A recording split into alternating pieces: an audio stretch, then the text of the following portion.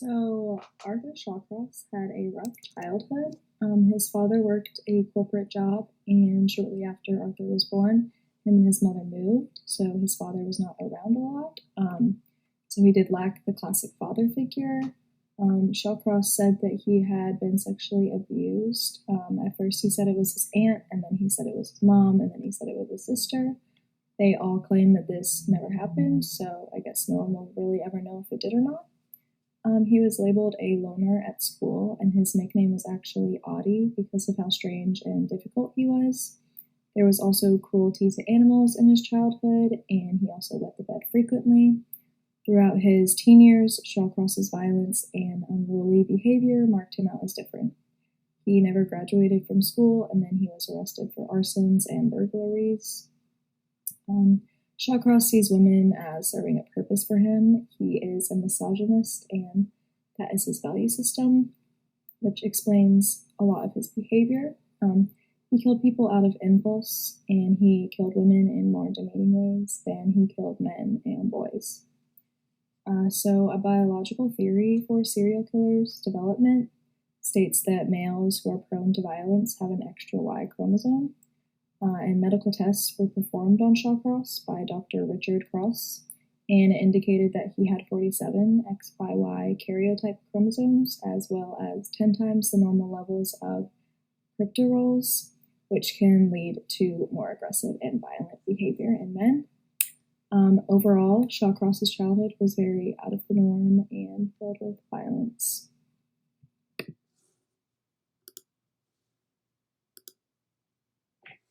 So just to add a little bit more into if someone or a group could have intervened to help keep the murders from happening, I believe there's a couple resources that could have been used to help intervene with the murders. One of them being a trauma and disaster counselor, and these counselors help with life-altering events. One of his life-altering events was going into the military, so I believe one of them could have helped him with any trauma that he was suffering from after that war or because of the war. There's also a specific military counselor that helps veterans adjust to life after they come back from a tour. So after he came back from his Vietnam tour, he could have met with a military counselor and they could have helped him adjust back to the routine of things and adjust back to his everyday life. Instead, he turned to things like arson, and he was having a lot of trouble with his marriage and things like that after the war. And he was just having a really hard time adjusting back to his, everyday life. A psychologist he could have seen, and they could have run some tests to kind of try to figure out what kind of disorders he might have been suffering from, and just talked through and figured that kind of mental illness out before it was too far and too late. In his childhood, he could have gotten help from a school counselor who could have just been someone there to listen to him, to let him talk, because he really didn't have that outlet at home when he was a child, or really with anyone. So even if he didn't reach out to a school counselor, they could have reached out to him and just asked if he needed anyone to talk to, and could have been that ear for him to talk to. He could have also gone to some support groups a little later on if he felt like he needed to, if he felt like that would have been a good thing for him. He could have gone for things like child abuse that he suffered during his childhood, and for the anger issues that he was having, and the anger and the aggression that he was feeling, from childhood all the way through to his adult life. He could have also sought professional medical help. And these doctors could have ran a CTE scan to figure out, what kind of damage had been really done from the brain trauma injuries that he had suffered from in his childhood.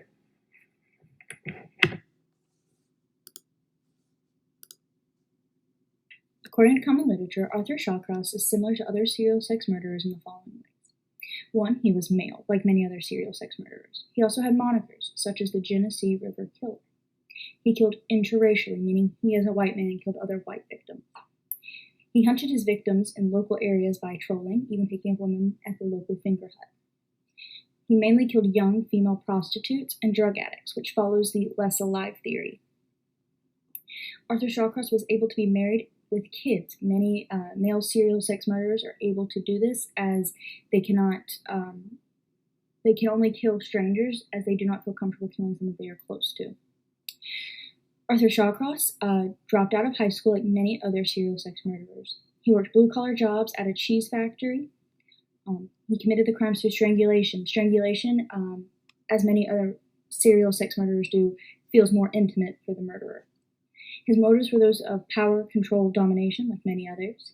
He has a past criminal history, including rape and arson.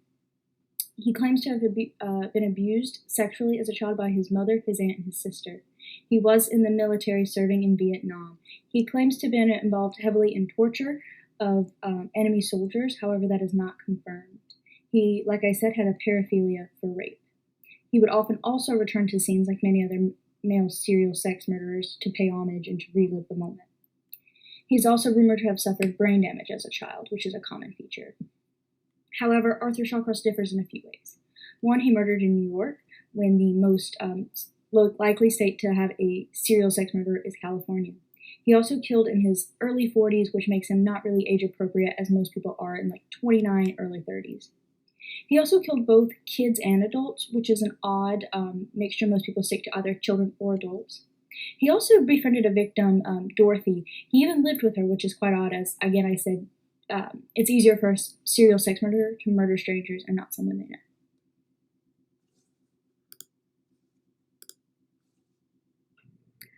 In the Arthur Shawcross case, there are a lot of characteristics that was consistent with Shawcross becoming a serial killer. I would like to point out the fact that in the McDonald triad, he had all of those similar characteristics, starting with the fact that he had bedwetting that persisted well into his mid-teens, as well as the thought that he had sexual gratification from fire setting, and he took pleasure in smashing small squirrels with mallets. This could have been concluded in the mental health evaluation that was given to Arthur Shawcross at the age of 8. In this evaluation, it was also concluded that he internalized a fair amount of hostility towards his mother, and Arthur Shawcross had the inability to develop moral standards. And the hostility from his mother was due to the fact that there was a lot of emotional abuse in the household, and he recalls the relationship between his mother and father as one of domination, control, and emotional abuse. And the fact that in this household, it was the mother being abusive to the father, that would lead to Arthur Shawcross having personality or identity issues present. One police officer will also recall that his reoffending could have been prevented if he was never released on the manslaughter charge. And the manslaughter charge in question is referred to the 25-year sentence that was given to Arthur Shawcross, but he only served 14 and a half years and was granted parole. And the fact that he was given parole for a severe charge that should have been given to low-level offenders is not okay. Another senior parole officer mentioned Shawcross as being the most dangerous individual to have been released in the community in many years, and another officer would believe that Shawcross' poor impulse control would lead him to reoffend. Teachers in his school environment would describe Arthur as being a troubled youth who will also roam from class to class and daydream in empty classrooms. One school nurse reported Arthur bringing an iron bar to school, and he would swing at children with it. And I feel like the fact that he targeted kids was because of how his father felt about children, and he recalls his father saying that children was unbeneath him and unworthy of conversation. The teachers at the school also recalled Arthur being a socially isolated individual, and the fact that they were already seeing the signs of how he was very antisocial and didn't have a lot of social skills, they could have stepped in and paid more attention to his home life and what was going on in his home life, because a lot of times these risk factors start at home. So the fact that they weren't paying attention to this could have prevented, if they were paying attention to this, it would have prevented him from engaging in further criminality, because there could have been some type of therapeutic reforms given to him or some type of counseling that could have been given to Shawcross to prevent him from engaging in criminality.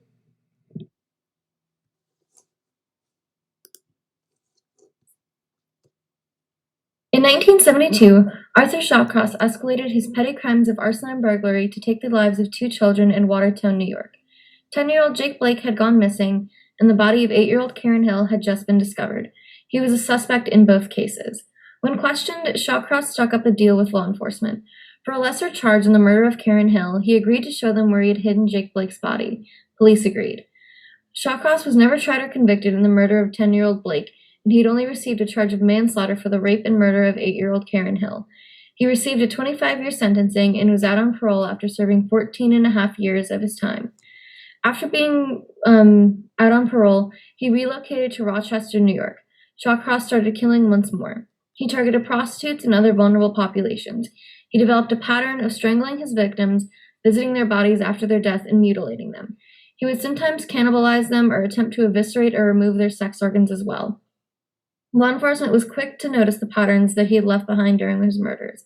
They quickly realized that he was killing alongside the Genesee River, primarily targeting prostitutes, and was visiting the bodies after their murder. So they were quick to act. They posted surveillance patrols alongside the river. They went undercover as pimps and conducted field interviews with local prostitutes, warning them that they may have been in danger. Soon, the Rochester Police Department teamed up with the New York State Police Department and with the FBI. They feared they were on the lookout for a serial killer and brought in a criminal profile while using the NYPD to assist with any jurisdictional issues that may have arisen.